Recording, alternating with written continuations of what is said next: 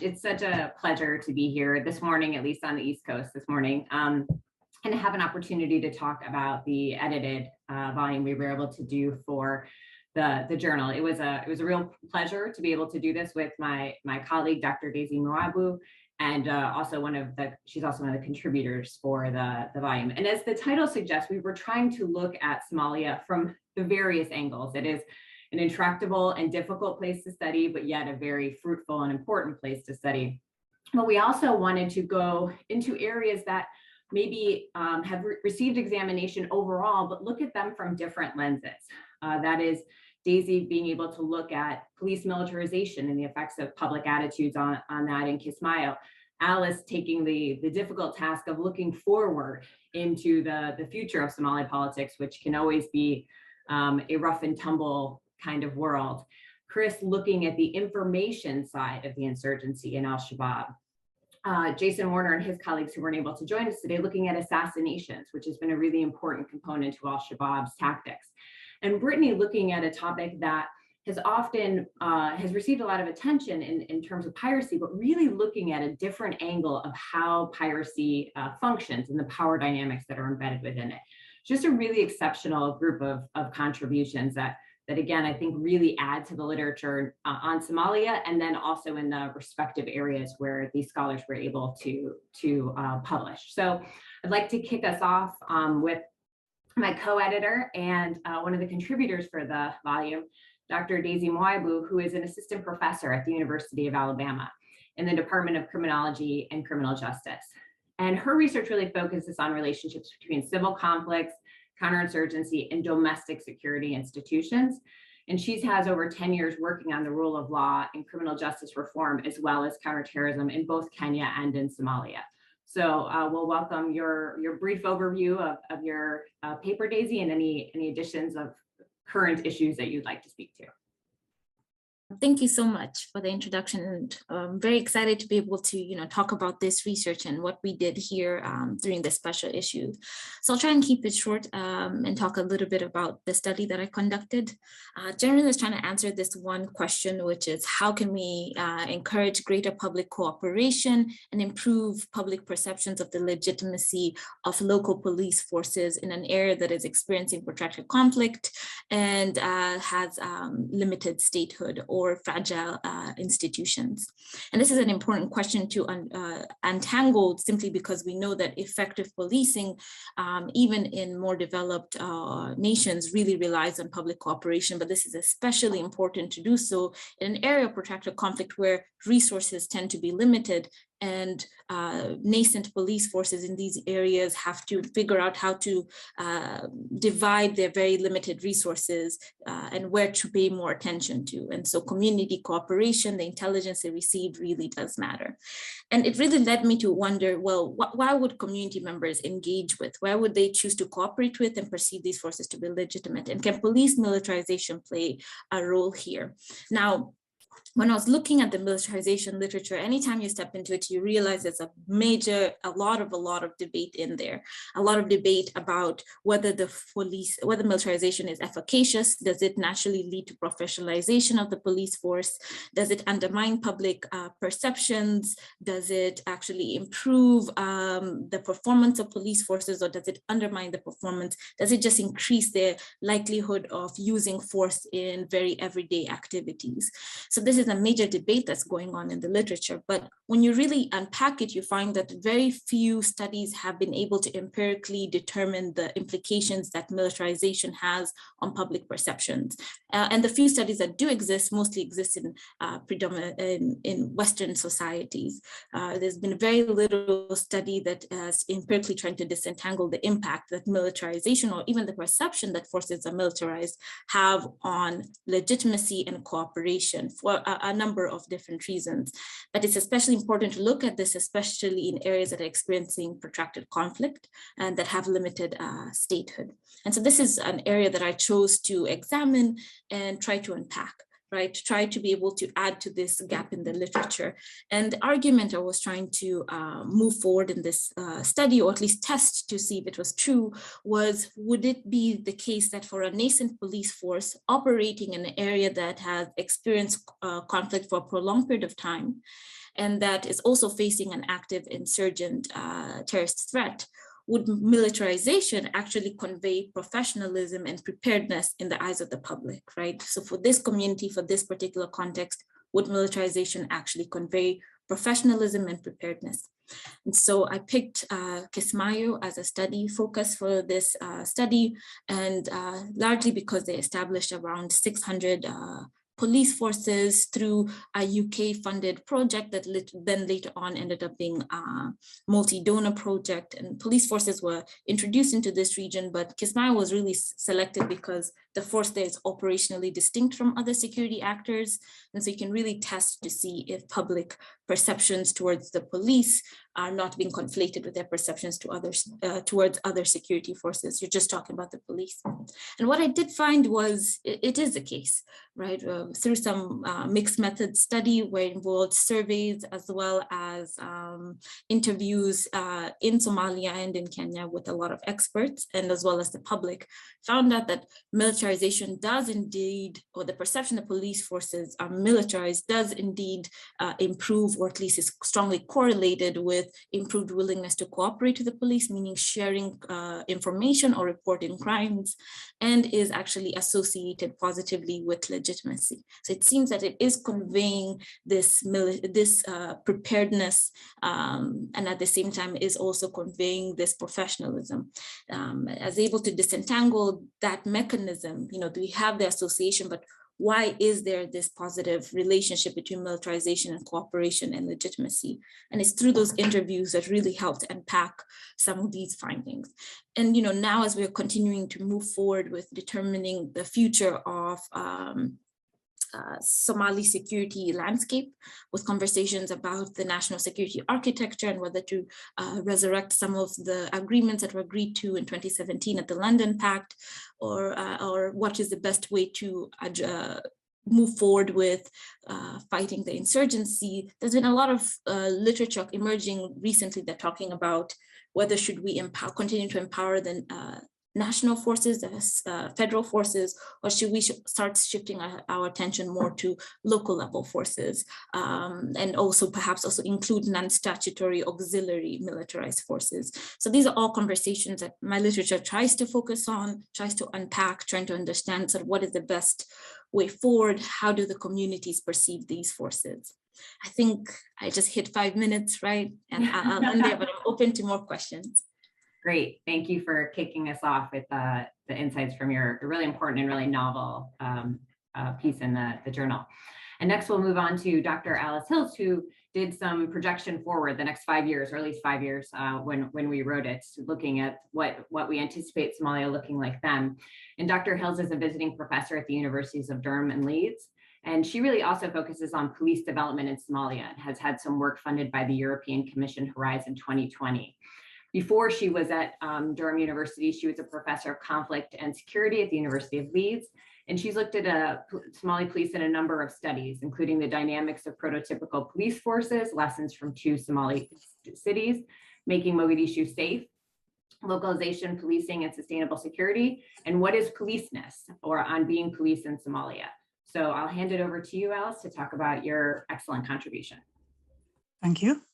Well, yesterday, President Farmajo said that he wanted to stand for a second term because he wanted to actually complete or continue the successful transformation, his words, that he'd already begun. I have a problem with that. So this is a very sort of personal opinion, that actually anything will change significantly over the next 5 years, which is indeed as far, I think, as we can realistically talk about. So when Daisy first asked me to write about this, I actually wanted to say no, because I can't think of anything to say.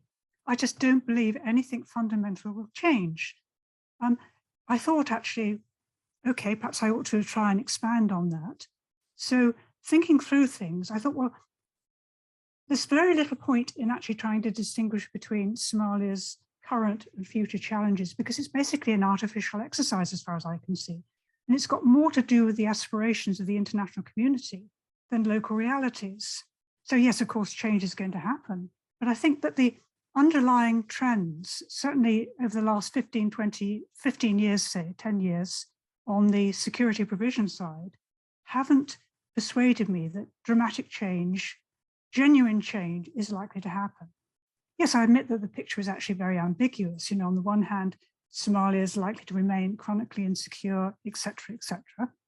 On the other hand, Somali society is incredibly resilient, entrepreneurial, and youthful, actually. So there are a lot of potential pluses to, if we're lucky, facilitate the kind of change that the international community wants. And yet it seems extremely unlikely. It really does, because of the influence of, for example, clan calculations, internecine rivalries, and so on. So my overall conclusion was that actually it's going to be business as usual for those who matter, which of course is not the local communities and so on, but the power brokers, the big businessmen and so on. So thinking about some of the points that I would need to expand on in the article, I thought, well, actually, if I mention three, that will give you a flavor of the general argument. The first is that actually internationals have very limited influence. Donors, African Union, you name it, they have extremely limited influence. Their ability to change the course, to nudge, if you like, Somali calculations and practices are minimal. If it's a political or business resource, then they might attract attention of power brokers, but otherwise it's very limited. And also, just to expand on that, the international community's remedies usually include the promotion of liberal values, you know, negotiation, cooperation, so reconciliation, none of which have much traction in Somali society, as far as I understand it.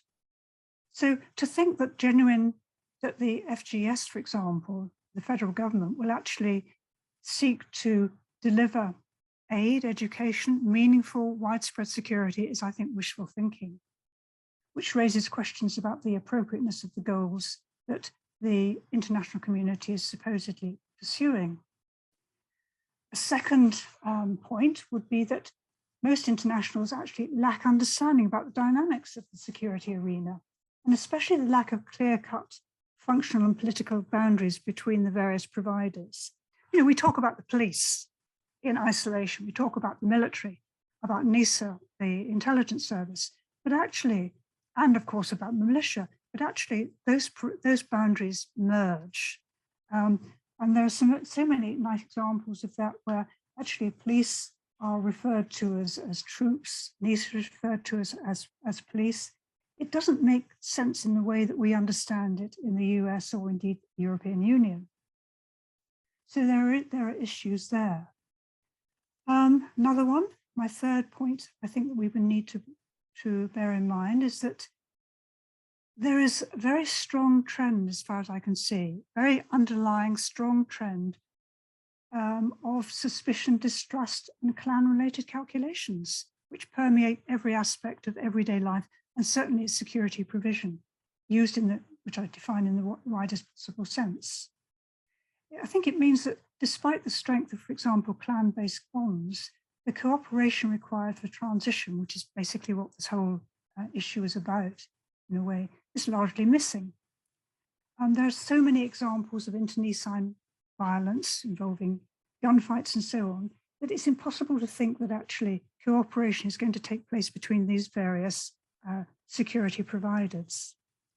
So what do I conclude? Well, although it's possible that political modifications are now in progress, I think they're very unlikely to alter the fundamental nature of Somalia's challenges for the foreseeable future. It's clear that the power brokers currently operating at the heart of Somali power dynamics are basically unwilling or unable to actually provide the basic goods and services that the international community thinks essential. You know, why would they? It would be cutting down on their resources. And I think that for the power brokers, to an external observer, which is very much where I place myself, it's all about regulating access to resources rather than establishing this state. And I really don't see that it could be otherwise when all operate in a rule-based society, not characterized by, yes, entrepreneurialism, but also by informal decision-making, limited statehood, insecurity, corruption, legal pluralism, all the issues that we're only too familiar with. So for me, for Somali power brokers, the real challenge is actually in 2022, as in 2025, and probably beyond, to ensure that business continues as usual? Thank you. Thank you very much, Alice, for that clear-eyed, if not exactly encouraging outlook. That does make a lot of sense as a fellow external observer. Next, we have Dr. Brittany Gilmer talking about her work on piracy. She's an associate professor at the University of Alabama, and she focuses on the relationship between the illicit, violence, territory, and structures of power. She looks at piracy, ransom, kidnappings, and the experience of violence and care and captivity, including her piece in the special volume.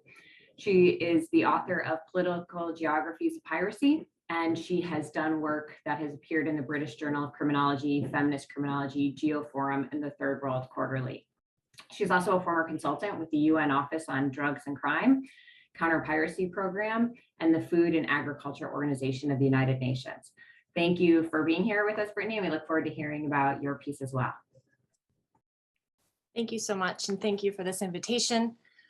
Just to be transparent, like Tricia said, I used to work with the United Nations Office on Drugs and Crime Counter-Piracy Program, so much of what I study and what I researched for this particular paper, I did have a kind of a front row seat too. So looking at Somali piracy in general, we've seen a lot written about from a military perspective, a legal perspective, or even, kind of trying to tinker a little bit with terrorism, et cetera, but not much has been written about hostages. And speaking with some of my friends in the hostage networks, they're talking about, we never hear what these people went through or what their experiences were. It just kind of happened. And then everyone in the whole world moved on. So what I was hoping to do with this project and then expand on into the future is really kind of start to give voice to those hostages and what type of experiences they had. And of course, what we can learn from those hostages. I do want to also make sure that it's clear that the hostages in this particular study are not your typical Somali piracy hostage. These are those high profile hostages that most of the Somali pirates saw as high value, right? The Western hostages that were kidnapped for large amounts of money. But most of the over the 3,000 hostages that were taken by Somali pirates were actually poor seafarers from Southeast Asia. So for this particular study, my colleague and I looked at memoirs that were written by some of these hostages who spent some of them up to 3 years in captivity with Somali pirates. And one of the first things we kind of looked for is we didn't really know what to expect when we were going through and reading all these experiences, but we started to notice that there was this really interesting dynamic between violence and care taking place in these hostage situations. And not only that, it depended a lot on where they were being held at that point in time. So essentially what we were able to do is we were able to kind of map out these different zones of care. And for anyone obviously familiar with Somalia, depending on what part of Somalia you're in, you're going to experience, very minimal amounts of resources for care, or in more of the urban areas, you do have access to hospitals and so forth. So we dug into that a bit. And what we realized is that those that were typically kept towards the coastal areas, so on the ships along that were being anchored off the coast of Somalia, those individuals received some of the best care, and they even admitted that most of the time they were being cared for by the Southeast Asian hostages, which we found really interesting. And the hostages themselves were very attuned to this fact that there was this kind of very problematic, colonial relationship going on, where here there's a whole bunch of hostages being held, some being held for years, but as soon as the white Western hostages came on board, they were cared for by everyone.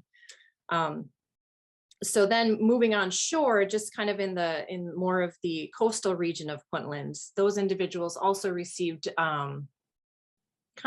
they had more access to caring resources. The communities seemed to be more involved in providing those resources. So everything from local restaurants providing the food for the hostages and pirates to having access to medicines and prescriptions for the hostages as well. Then when you move further inland towards the Galkayo area, we saw kind of this fractured delivery of care. Those that were in the more rural parts of, or a little bit further out from the Galkayo, had a really difficult time, and the care resources were much more sporadic. Those that were actually in the city of Galkayo, of course, so the community members knew they were there, they were receiving, they actually had the ability to ask for things that they wanted, which we found very interesting. And then lastly, the zone that we looked at was up near Basaso, up in the mountains. that was the most difficult, as described by the hostages. They were up moving through the mountains. A lot of the time they relied on each other for resources and survivalist training. So those are the 4 zones we looked at. But what we found incredibly interesting was, and just to kind of give you an example of the types of care, as we're calling it, it's not necessarily caring about each other, it's caring for, in kind of more of a practical social sense. So we found that the longer that the hostages were in captivity with the pirates, and remember, these pirates are usually the lowest ranking foot soldiers. So the longer that they are holding these hostages, the bigger debts that they're accruing. So the longer they're in captivity together, they started to care for each other more. So they would cut each other's hair. We often found the hostages would diagnose the pirates' ailments and care for their wounds. They would cook for each other. So it was, again, it was one of those things where it was interesting, and a lot of it was just more of, you know, survival, or even more of a, if you called, micro politics of sorts. But we definitely saw the longer the period of time you were there, the more there was kind of this caring together. So again, what we were hoping for with this particular research is starting to understand those care dynamics, so that when these hostages are released and recovered, we can kind of understand better what they may have went through and how to better help them post-care. But perhaps most importantly is to get a dialogue together, and going forward is the need to assess what the actual, you know, majority of hostages are going through. So for example, and then I'll leave it at this, when most of the hostages were released through ransom by companies and shipping companies, they were forced to sign confidentiality agreements about their experiences while being held captive, because obviously no one wants those reports going into their company's, you know, business annual reports. Or those that were left alongside the coasts and recovered through NGOs, the United Nations Office on Drugs and Crime. When they were finally released, there was such minimal funding that they didn't really receive any care when they were transferred through Nairobi, nor debriefed. They were just collected from Somalia and then immediately sent back to where they were coming from. So again, there's this, I think, this valuable lesson and experience, not only from a historical, but a very human, personal perspective that I think needs to be engaged with more as we move forward. Thank you so much. Thank you, Brittany. As someone who's looked at more of the insurgent side, I admit this wasn't an angle that I had thought about before, and found the article really interesting and really insightful. I'll encourage any of the attendees who have questions to feel free to start putting them in the Q&A as we move into the last, but certainly not the least, presentation with Chris Anzalone. Dr. Anzalone is a research assistant professor of Middle East Studies at the U.S. Marine Corps University and an adjunct professor at George Mason University's School of Policy and Government and the Department of History and Art History. He was a research fellow at the International Security Program at Harvard University's Belfer Center, and a postdoctoral scholar at George Mason University. So brings really a lot of I think, fantastic insight in general in his work on jihadist organizations and conflict overall. And his piece on the Al-Shabaab's information warfare was a great contribution, and we look forward to hearing about it, Chris. Thank you, Tricia, and thank you, Daisy, for the invitation to contribute to this volume.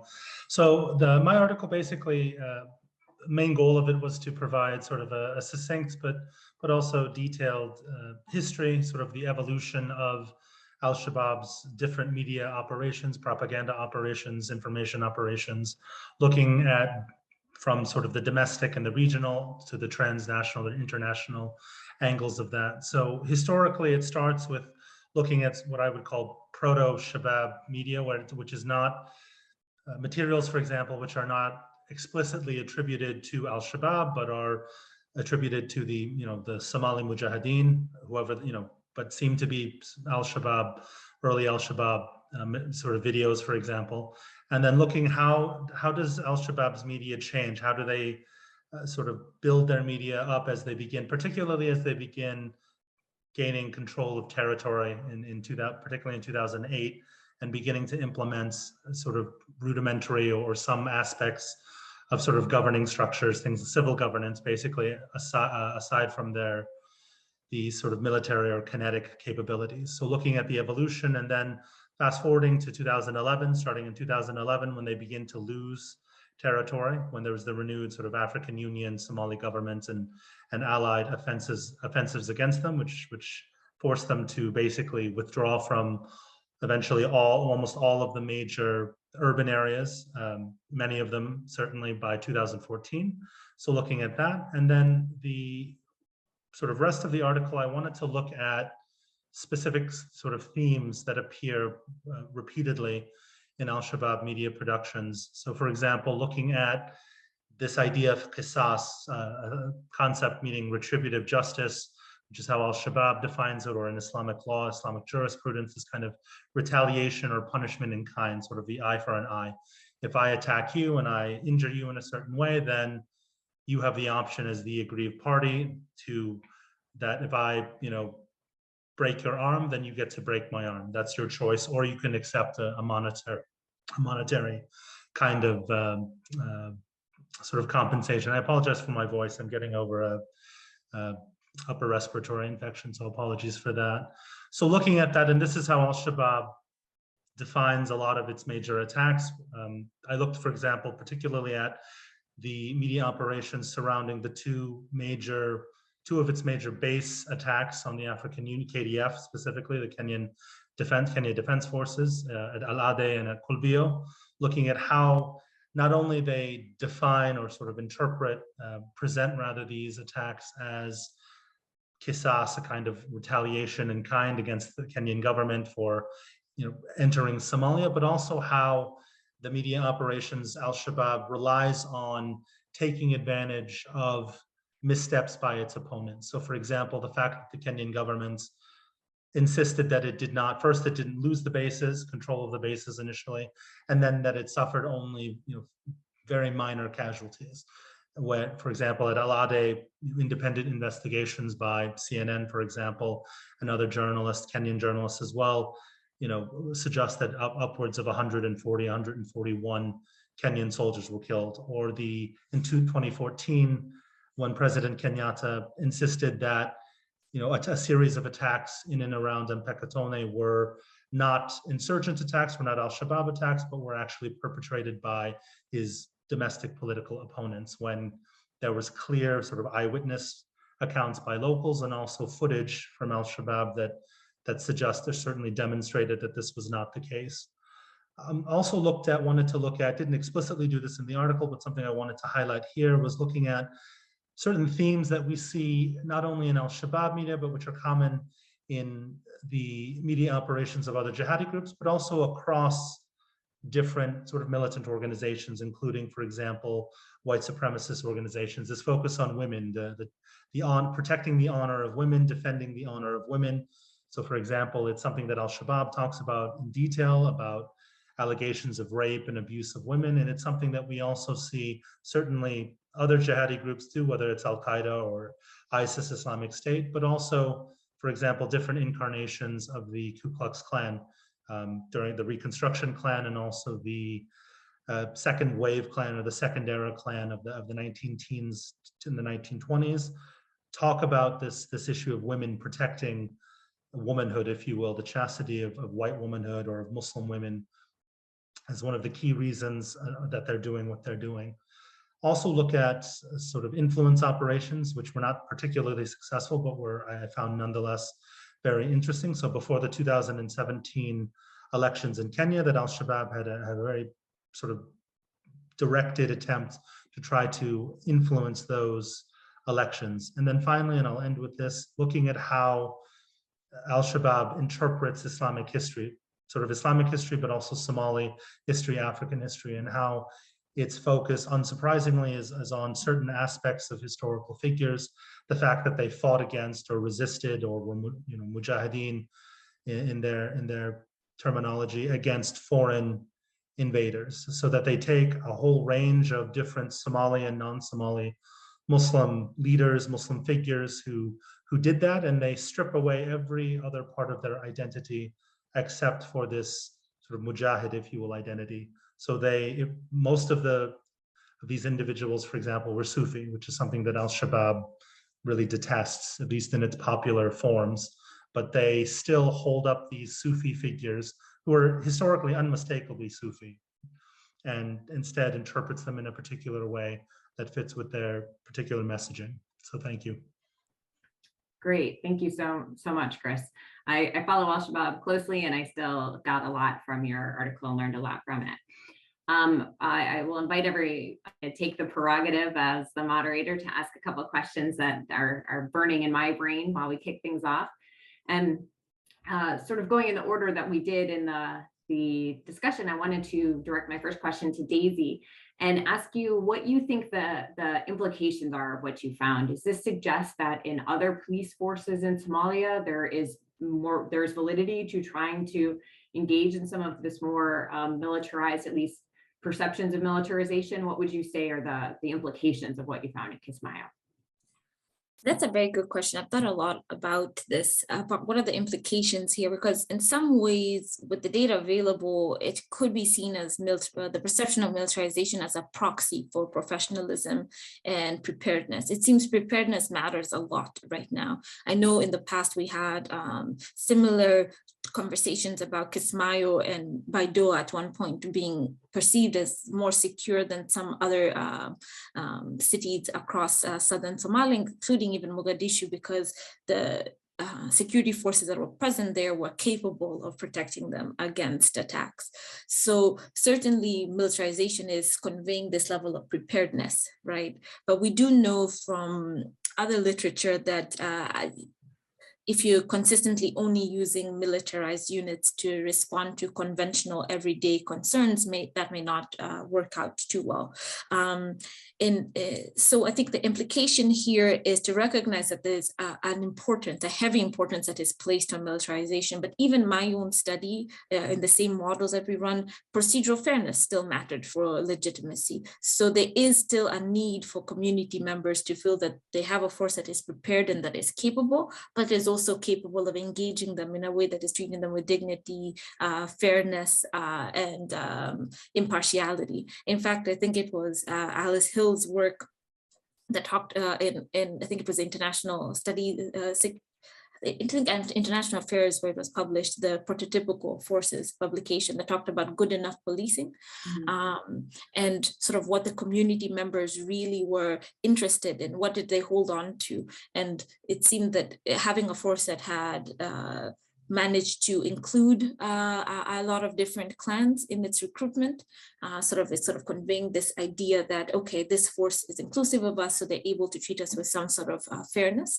But at the same time, they do want a force that has some militia-like capabilities, maybe not necessarily just in the use of force in type of approach, but an ability to be close to the community, one that is engaging with them. So I guess what my findings show is that it is not a sort of a zero-sum game between militarization and community policing, at least in this case. Militarization can convey preparedness, but you can still have a force that also has this engagement, this strong community engagement function that works well. So I suspect that that's the implication that is coming out from my work. Which is a very different one than what we hear about in the United States when we talk about police militarization. So that's a really interesting finding.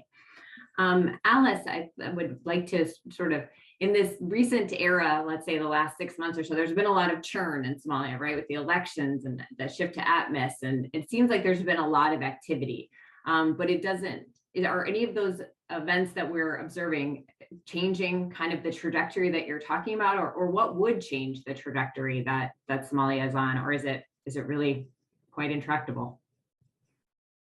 I'm probably not as pessimistic as I sounded. I think my point is that, yes, there's a lot of change, but it tends to be fairly superficial. International community in particular sees what it wants to see, and is probably desperate for anything that sounds like good news. But if you think about the fundamentals over even the last 10 years of the ways in which politicians, big businessmen estimate or assess developments, what they evidently hope to get out of the situation, it doesn't suggest that actually there's been a fundamental shift at all, which is why I tend to build on Alex Tawal's great work on the business of politics in the Horn of Africa, to talk about this business as usual, because I think security provision in particular is often a business. It's nothing to do with human security and so on, as far as those involved are concerned, particularly not in somewhere like Mogadishu, where I did talk to some of those who might be involved or who are legitimately involved in that particular area. As far as I could work out, actually, none of them cared about human security, no matter how you care to define it. So I think, yes, there's been changes. It tends to be fairly superficial. The other problem is that it's extremely difficult for outsiders to understand what's going on. I mean, I don't, in a way, I'm undermining myself because I don't speak Somali. So I'm very much looking at it from outside. And if you add in the fact that so much decision-making seems to be done informally, it becomes very difficult to come up with an accurate assessment of what these changes are that we might either hope to see or potentially identify. Does this matter? Yes, it does, obviously. But equally, I think it's also quite important because so many international community, civil servants in particular, and practitioners don't seem to recognize the fact that there may be a different rationale at work here. So I think that complicates any easy assessment. But just going back to your initial point about optimism and pessimism, I think in fact, quite a lot has changed, even in terms of policing over the last 5-10 years. It may be symbolic rather than anything else, but you've now got Zaki Hussein, for example, as the deputy commissioner. That would have been unthinkable 10 years ago. So there are shifts. Whether they'll actually amount to anything significant is another matter, but the shifts are there. There is potential. Do you think that the seemingly declining international engagement in Somalia may actually have some positive implications as a result, because there will be less to continue to fund some of the structures that you're talking about? I'd like to think so, but I'm not prepared to bet on it. I would like a wager if you're going to, that you would. Thank you. That makes a lot of sense. That makes a lot of sense. Brittany, if I could direct a question to you, I think I actually may sort of have a two-pronged question. My first question is that the dynamics that you're describing with hostages, do you think that that is unique to the Somali context, or do you think that you've captured a broader dynamic that probably goes on amongst hostages in other conflict zones like this? And is there anything that you think should be done, maybe by the firms who negotiate their release or the governments to sort of change some of the dynamics of how hostages are treated? First question is a little bit easier than that second one. I think there's quite a bit that is unique to the Somali context, just because from what we've seen with piracy on the west coast of Africa and then also in Southeast Asia, is the Somali context allowed for the movement of hostages throughout different regions much more easily. And there was a lot of just assessment reports, whether it was from governments or independent agencies, that also kind of detailed this, that if you were going to get kidnapped in Somalia, the chances of you being held for a much longer extended period of time were much higher. And that's just because there are these networks in place, networks that were there for other things previous to piracy, right?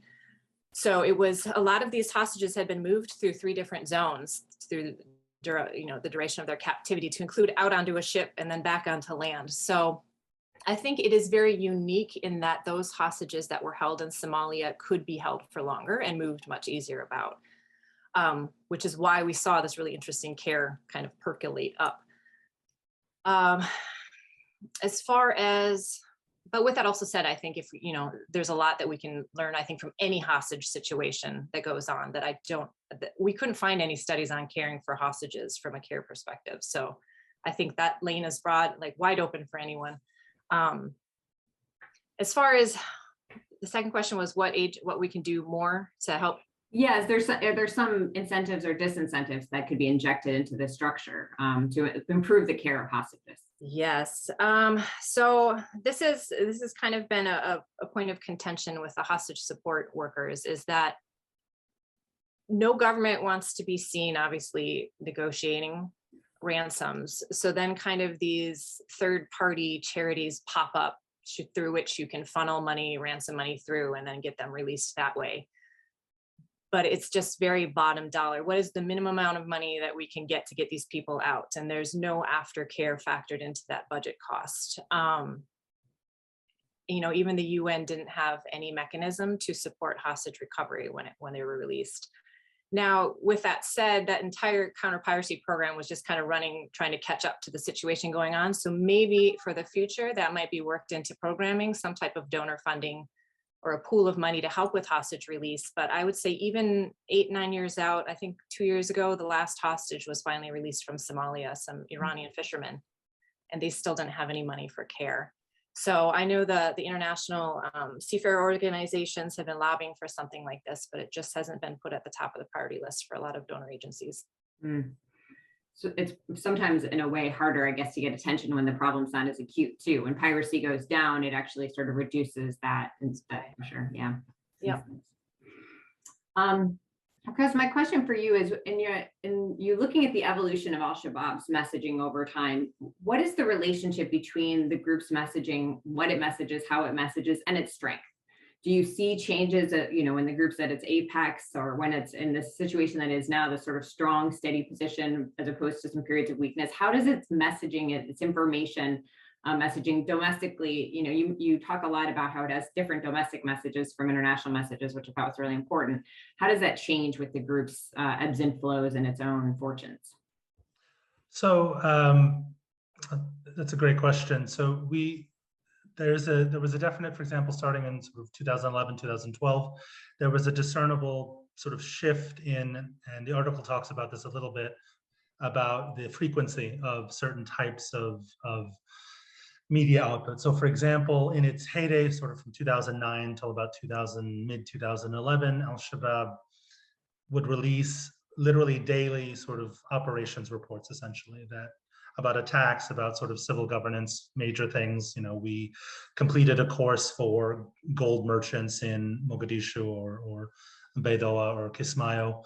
So eventually those would then change from daily to weekly, and then eventually to what they are now, which is monthly. So, which seems to, it's not possible to sort of say that was absolutely because of their on the ground sort of downturn or sort of what they were suffering on the ground, but it seems that was the case. Also, there was a slowdown in sort of their release of certain sort of particularly very time-intensive production type stuff. So some of the more polished video propaganda productions began to slow down, but then that picks up again, really starting in 2014, certainly by 2015, which is also when we see when they begin to show that they've recalibrated to losing or withdrawing from all of these territories, from Mogadishu, from Baidoa, from Kismayo, from Barawe, and that they are beginning to carry out these large-scale attacks on African Union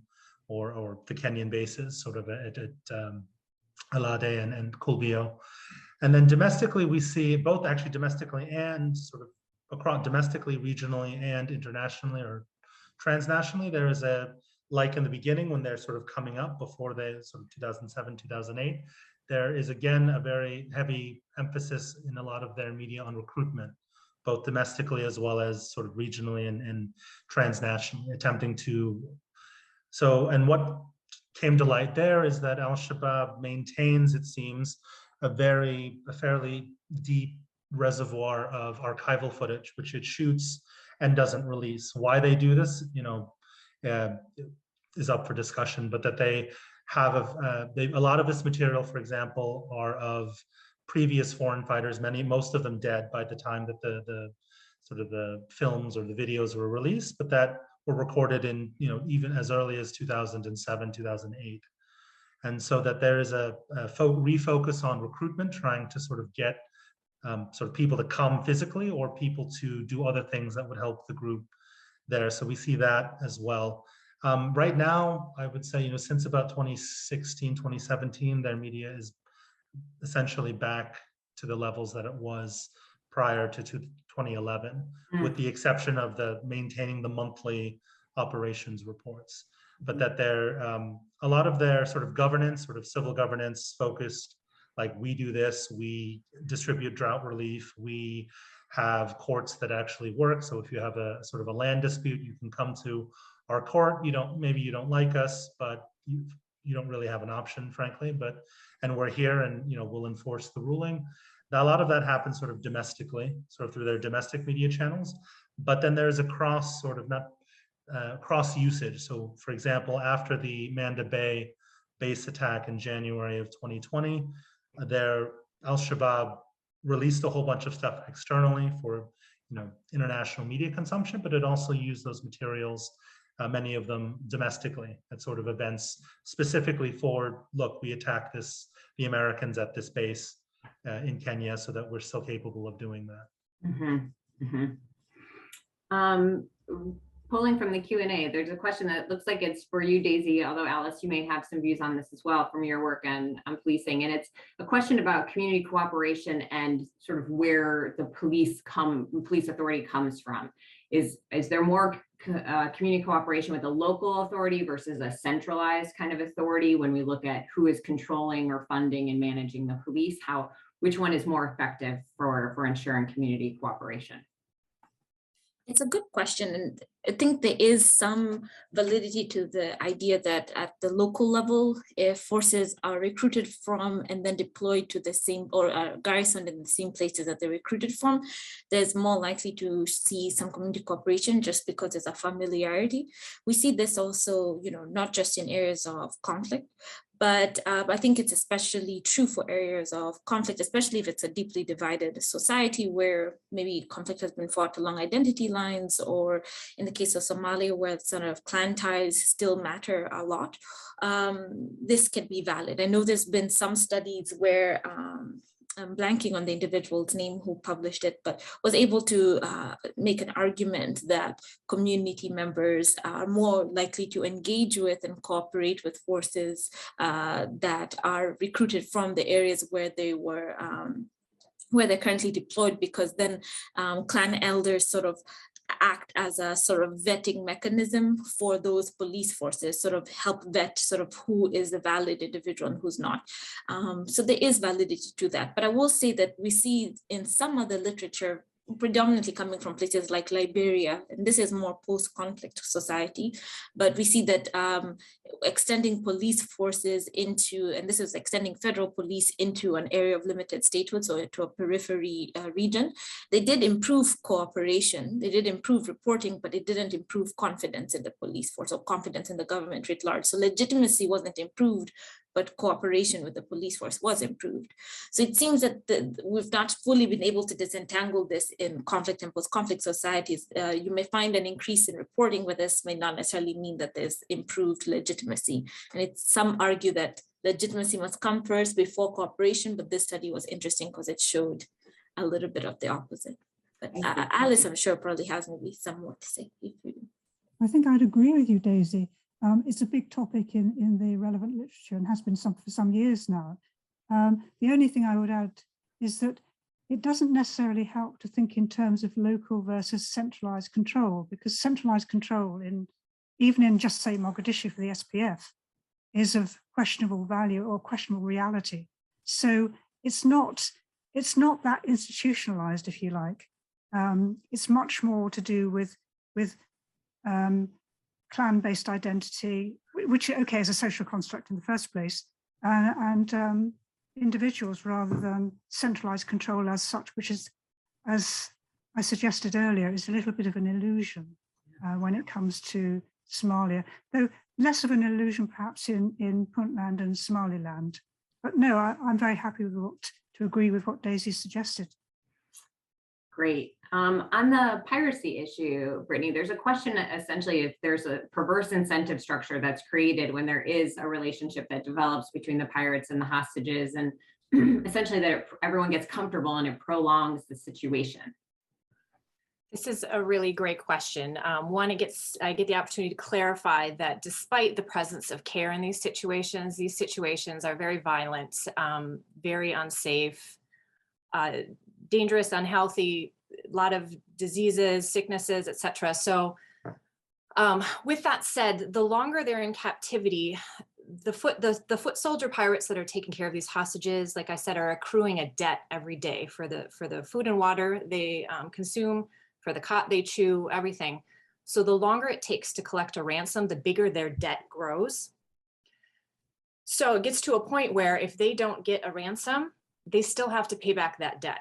So essentially at some point, and even the hostages themselves were very attuned to this, they realize that these guys are stuck as hostages themselves. If no money comes in from a ransom, they either get killed for not paying their ransom money or their debt back, or they have to find some other way to pay back that debt.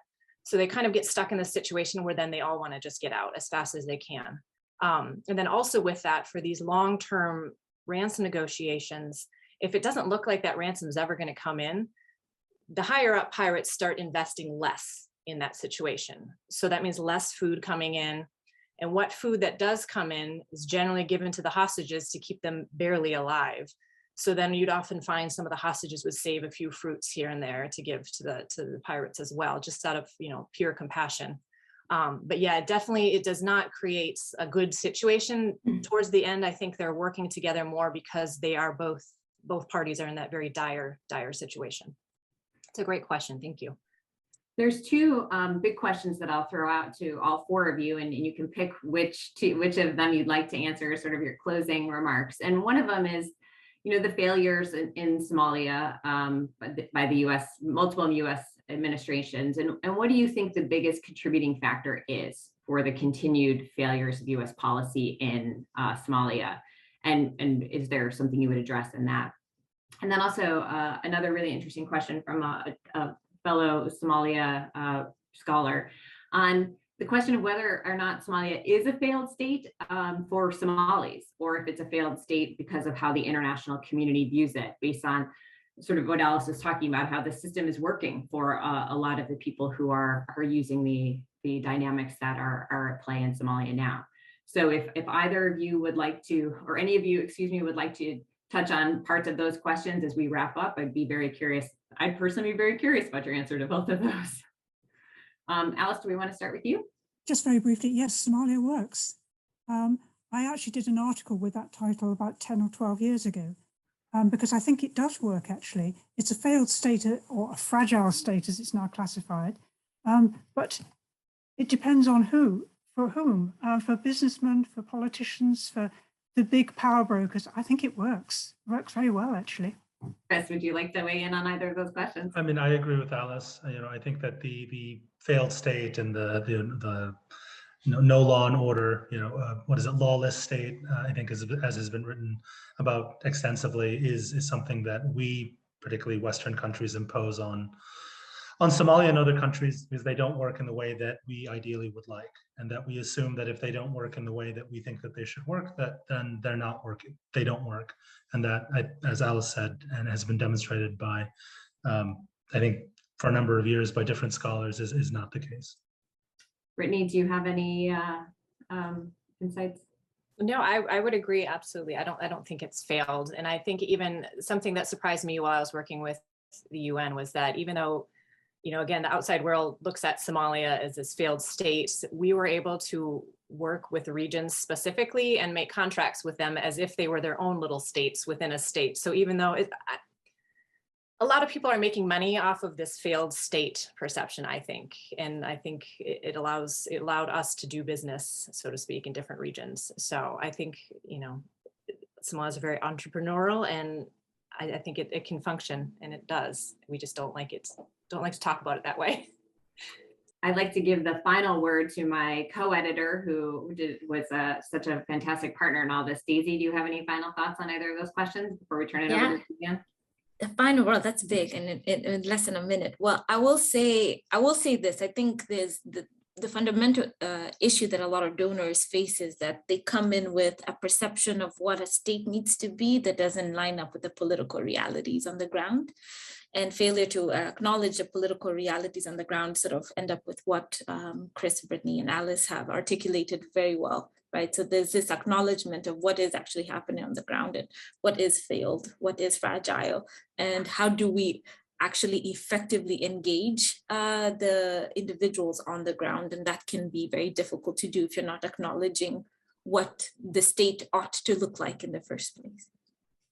Thank you. Thank you, Suzanne. Thank you very much to ASMEA for hosting us and for this conversation. I'd like to turn it over to you, please. Thank you. Yes, and on behalf of ASMEA and the Journal of the Middle East and Africa, I want to thank our very fine guest editors. Thank you, Tricia. I want to thank our very, very, very excellent guest editors, Tricia and Daisy, and the contributing authors. As we've mentioned before, if you would like a copy of this issue, a hard copy, I'm pleased to send a free copy to those who are stateside. Please shoot me an email and I will get that over to you. Clearly, there is much more to discuss on this very relevant and important and often understudied region, and we look forward to continuing the conversation in the future. Thank you so much, everybody. Take care.